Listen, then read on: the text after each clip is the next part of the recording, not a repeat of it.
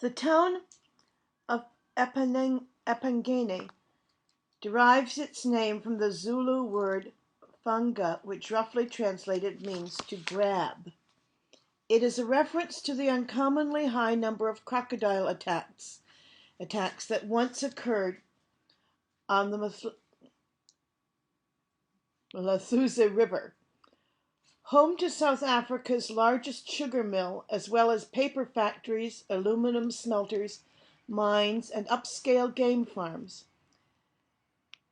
Empangeni is surrounded by Nengwilzana, an all-black township, and the villages of the Madlebe tribe, which during apartheid were autonomous black homelands, or Bantustans, which provided white-owned businesses with cheap labor.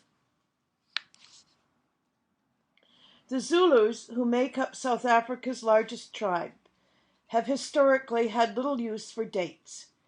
Instead, they mark time by great events. So if you ask a man what year he was born in, he may respond, "In the year of the great flood," or "in the time of the great famine."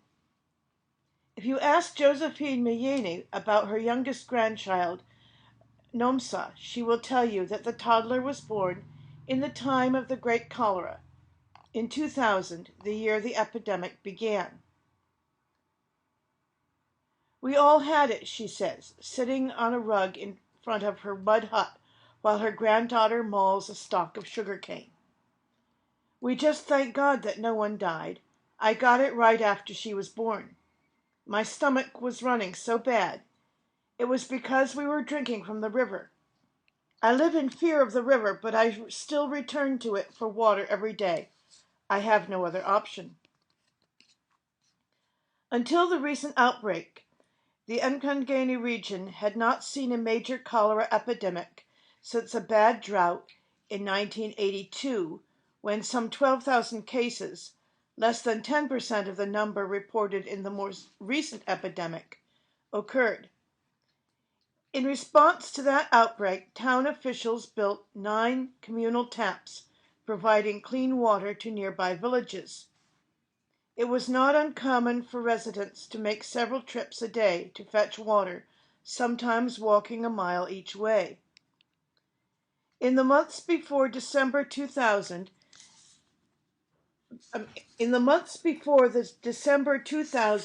nationwide municipal elections, Mandela's successor, President Thabo Mbeki, and other ANC politicians took to the campaign trail and promised more water and electricity hookups for the poor. Within 8 months of the vote, municipal workers in Empangeni completed the extension of the water pipes to about 7,000 homes in the outlying villages.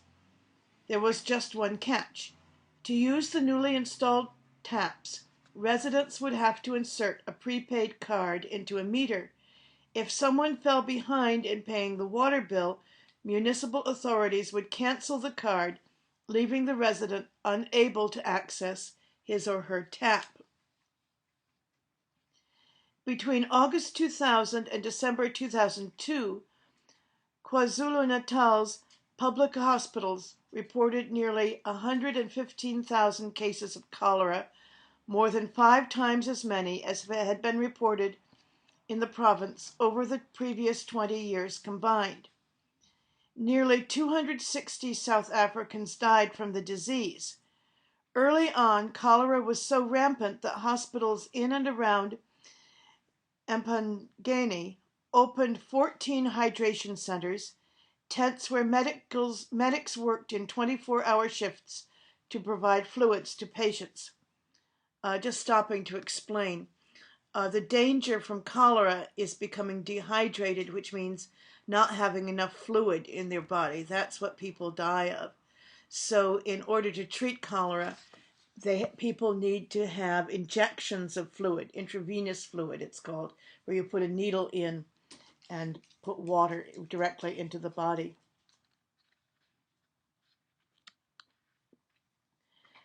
When the city ran short of ambulances, the local government appealed to the South African Defense Forces for help, and for nearly 6 months, soldiers shuttled patients to hospitals and makeshift clinics.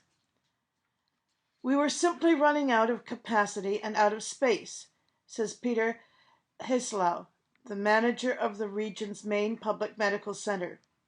We would get a handle on it in one place and it would break out somewhere else. We got to the point where we thought we might collapse if we got more cases. The problem was that so many people didn't have money for water, so they were going to traditional sources of water, and that water is no good. The government scored one major success in the epidemic. It kept cholera from killing most of its victims, a remarkable feat, especially given South Africa's high HIV infection rate. Only 0.25% of those who contracted the cholera bacterium throughout the epidemic died, one of the lowest fatality rates on record in a major cholera epidemic, notes David Hempson, the research director for the government-funded Human Sciences Research Council, HSRC. But, he adds, even that came at great expense to the government, and it could have been offset with some adjustments in their policy of cost recovery. The cutoffs cost them more money in the end in dealing with the disease than resulted from it. Read that sentence again. The cutoffs cost them more money in the end in dealing with the disease that resulted from it. That means from the disease.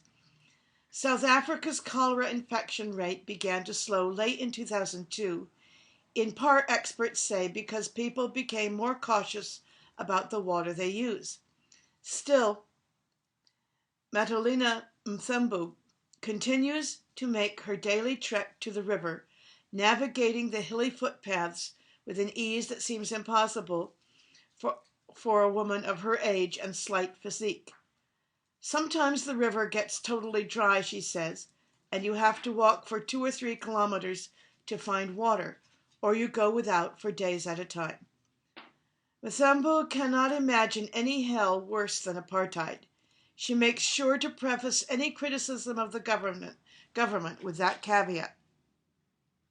But we still live with misery, she says, as she climbs the hill separating her home from the copper-colored stream on which she once again depends. If we could only get water, then we would be really free.